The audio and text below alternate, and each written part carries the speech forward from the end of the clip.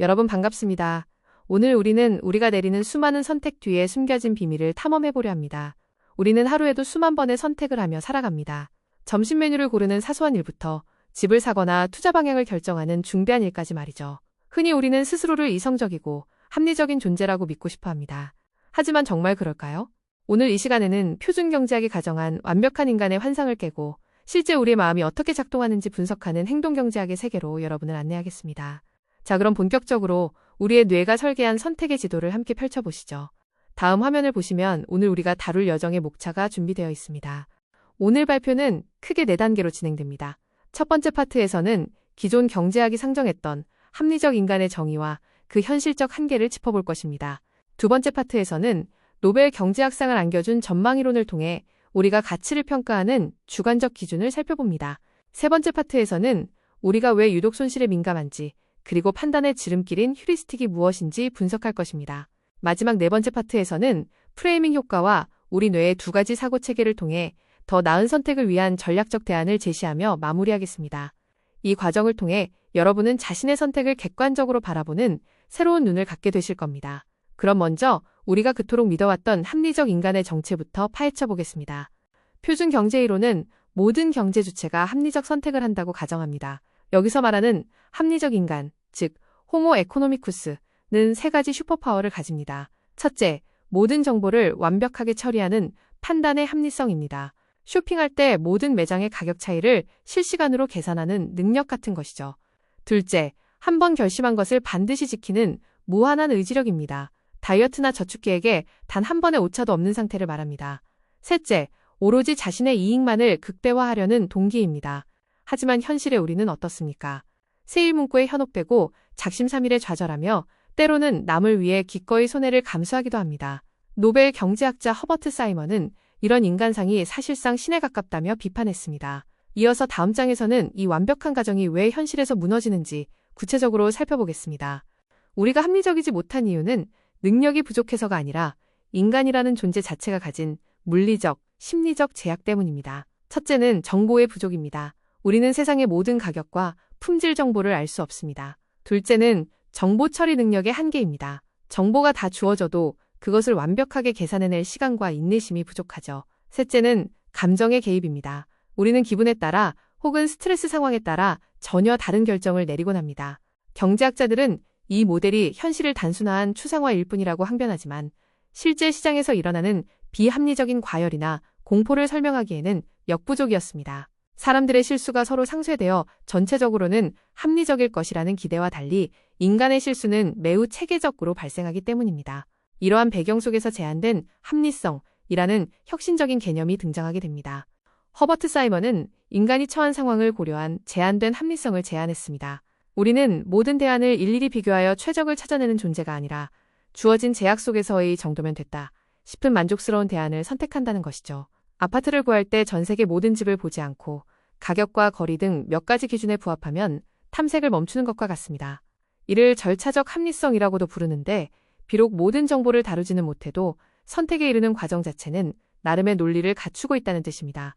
결국 인간은 전지전능한 계산기가 아니라 한정된 자원 속에서 최선을 다해 타협점을 찾는 적응적 존재인 셈입니다. 다음 화면을 보시면 이러한 심리학적 통찰이 어떻게 경제학의 거대한 흐름을 바꿨는지 본격적인 행동경제학의 원리를 만나보시게 됩니다.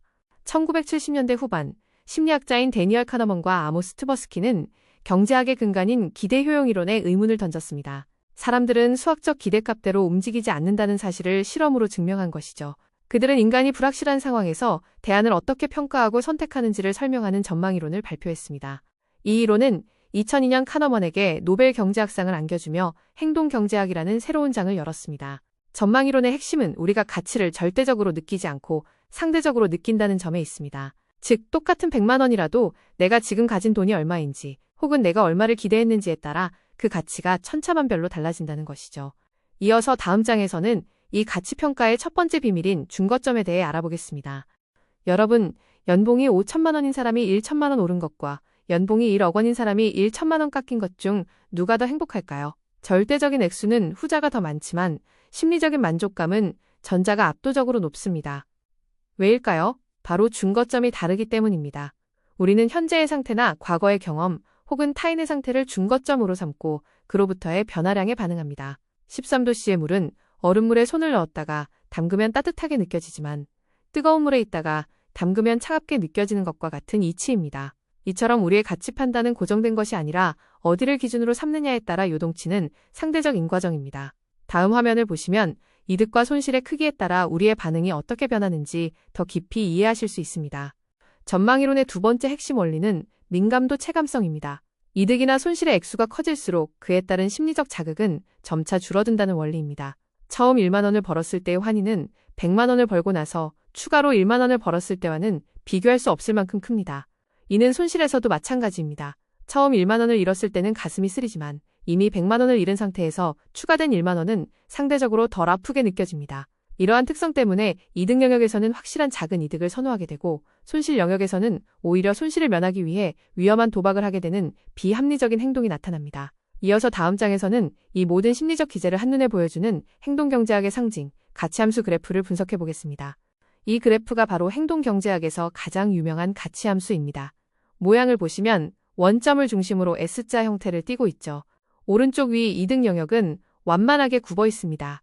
이는 민감도가 체감됨을 보여주며 우리가 이득 앞에서는 위험을 피하려 한다는 것을 의미합니다. 반면 왼쪽 아래 손실 영역은 볼록한 형태를 띠며 훨씬 가파르게 내려갑니다. 이것이 시사하는 바는 매우 중요합니다. 똑같은 거리에 있는 이득보다 손실이 우리에게 주는 충격이 훨씬 크다는 뜻입니다. 즉, 10만 원을 얻었을 때의 기쁨보다 10만 원을 잃었을 때의 고통이 훨씬 깊다는 것이죠. 이 가파른 기울기가 바로 우리가 왜 그토록 손실을 두려워하는지를 설명해 줍니다. 다음 화면을 보시면 이 손실의 피가 우리의 실생활을 어떻게 지배하고 있는지 생생한 사례를 만나보시게 됩니다. 행동경제학에서 가장 강력한 발견 중 하나는 바로 손실의 피성입니다. 인간은 같은 액수의 이득을 얻었을 때보다 손실을 입었을 때 약 2배에서 2.5배 정도 더 큰 심리적 타격을 입습니다. 진화론적으로 보면 이득은 번식에 도움을 주지만 손실은 곧 죽음을 의미했기 때문에 우리 뇌가 손실에 민감하도록 설계된 것이죠. 이 성향 때문에 우리는 이미 가진 것을 내놓지 않으려는 보유 효과에 빠지기도 하고 잘못된 투자인 줄 알면서도 원금이 아까워 매도하지 못하는 실수를 범합니다. 심지어 현재의 상황을 바꾸기보다 그대로 유지하려는 현상 유지 편향도 이 손실에 대한 공포에서 비롯됩니다. 이어서 다음 장에서는 우리가 복잡한 세상을 빠르게 판단하기 위해 사용하는 생각의 지름길을 살펴보겠습니다. 우리는 매 순간 합리적인 계산을 할 수 없기에 휴리스틱이라는 정신적 지름길을 사용합니다. 먼저 가용성 휴리스틱은 기억에 잘 떠오르거나 최근에 본 생생한 정보를 바탕으로 확률을 판단하는 경향입니다. 비행기 사고 뉴스를 본 직후 비행기가 자동차보다 위험하다고 느끼는 것이 대표적이죠. 다음으로 대표성 휴리스틱은 특정 대상이 내가 가진 고정관념과 얼마나 닮았는지를 기준으로 판단하는 방식입니다. 비싼 것이 품질도 좋을 것이다 라거나 옷차림을 보고 직업을 단정 짓는 것 이 이에 해당합니다. 이러한 지름길은 일상의 빠른 결정을 돕지만 때로는 객관적인 통계를 무시하게 만들어 심각한 판단 오류를 야기합니다. 이어서 다음 장에서는 우리의 판단을 마비시키는 또 다른 강력한 도구, 앵커링 효과를 알아보겠습니다. 협상의 고수들은 절대 처음부터 좋은 조건을 제시하지 않습니다. 왜일까요? 바로 앵커링 효과 때문입니다. 배가 닷을 내리면 그 주변을 벗어나지 못하듯 우리 뇌도 처음에 제시된 숫자나 정보에 얽매여 판단을 내립니다. 물건값을 깎을 때 판매자가 부른 높은 가격이 기준이 되어 조금만 깎아줘도 싸게 샀다고 착각하는 것이죠. 실험에 따르면 8부터 1까지 곱한 값의 추정치와 1부터 8까지 곱한 값의 추정치는 무려 4배 이상 차이가 났습니다. 앞부분의 큰 숫자가 단 역할을 했기 때문입니다. 이처럼 우리는 최초의 프레임에 갇혀 충분한 조정을 하지 못하는 관성을 가지고 있습니다. 다음 화면을 보시면 정보가 담기는 그릇, 인 프레이밍이 우리의 선택을 어떻게 마법처럼 바꾸는지 확인하실 수 있습니다. 인간은 객관적인 확률을 있는 그대로 받아들이지 않습니다. 확률 가중함수에 따르면 우리는 아주 낮은 확률은 과대평가하고 높은 확률은 과소평가합니다. 수억분의 1 확률인 복권을 사며 당첨의 꿈을 꾸는 것이나 일어날 가능성이 희박한 재난에 대비해 비싼 보험을 드는 것이 그 증거입니다. 여기에 감정 휴리스틱까지 더해지면 판단은 더욱 복잡해집니다. 기분이 좋을 때는 위험을 낮게 평가하고 스트레스를 받을 때는 직관에 의존해 성급한 결정을 내리곤 하죠. 특히 과신 휴리스틱은 자신의 능력을 실제보다 높게 평가하게 만들어 위험한 투자를 부추기기도 합니다.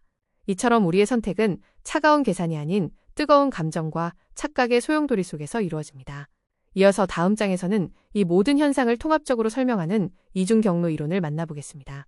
같은 내용이라도 어떤 틀에 담느냐에 따라 선택이 달라지는 현상, 이것이 프레이밍 효과입니다. 수술 성공률이 90%입니다라고 말할 때와 사망률이 10%입니다라고 말할 때 사람들의 반응은 완전히 다릅니다. 전자의 이득 프레임에서는 위험을 회피하려 하고 후자의 손실 프레임에서는 위험을 감수하려는 경향이 나타나죠. 마케팅에서도 현금 할인보다 신용카드 추가 요금이라는 표현이 소비자에게 더 강한 자극을 줍니다. 우리는 합리적이라면 표현에 상관없이 실질적 가치를 봐야 하지만 실제로는 주어진 프레임에 쉽게 함몰됩니다. 다음 화면을 보시면 우리 뇌 속에 공존하는 두 가지 생각의 시스템이 이 과정을 어떻게 처리하는지 알 수 있습니다. 행동경제학은 우리 사고 체계를 두 가지 시스템으로 나눕니다. 시스템 I은 빠르고 직관적이며 자동적으로 작동합니다. 얼굴 표정에서 감정을 읽거나 구구단을 외우는 것처럼 노력이 거의 들지 않죠. 반면 시스템 E란 느리고 분석적이며 의도적인 노력이 필요합니다. 복잡한 계산을 하거나 낯선 길을 찾는 과정입니다. 우리의 일상은 대개 시스템 I의 직관에 의존합니다. 효율적이기 때문이죠. 하지만 오류는 대개 여기서 발생합니다. 시스템 II가 게으름을 피우고 시스템 I의 직관을 검증 없이 승인할 때 우리는 편향에 빠지게 됩니다. 현명한 선택을 위해서는 이 두 시스템이 조화롭게 협업해야 합니다. 이어서 다음 장에서는 이 두 시스템을 어떻게 통합하여 더 나은 의사결정을 내릴 수 있는지 구체적인 방법을 알아보겠습니다. 우리가 비합리적이라는 사실을 안다면 이제 어떻게 해야 할까요? 첫째, 자신이 휴리스틱과 감정에 의존하는 존재임을 솔직하게 인정해야 합니다. 특히 감정이 격할 때는 중대한 결정을 미루는 지혜가 필요합니다. 둘째, 레드티밍입니다. 나의 선택을 비판적으로 검증해줄 동료나 장치를 두는 것이죠. 셋째, 의도적으로 시스템 E를 가동하는 것입니다. 충분한 시간을 갖고 더 많은 대안을 검토하며 선택의 근거를 글로 적어보는 연습이 도움이 됩니다. 책을 읽고 논리적 사고를 훈련하는 것은 우리 뇌의 분석 근육을 키우는 가장 좋은 방법입니다. 이러한 노력들이 모일 때 우리는 본능의 유혹을 이겨내고 더 합리적인 삶의 궤적을 그려나갈 수 있습니다. 이어서 마지막으로 오늘 논의한 내용을 요약하며 마무리하겠습니다.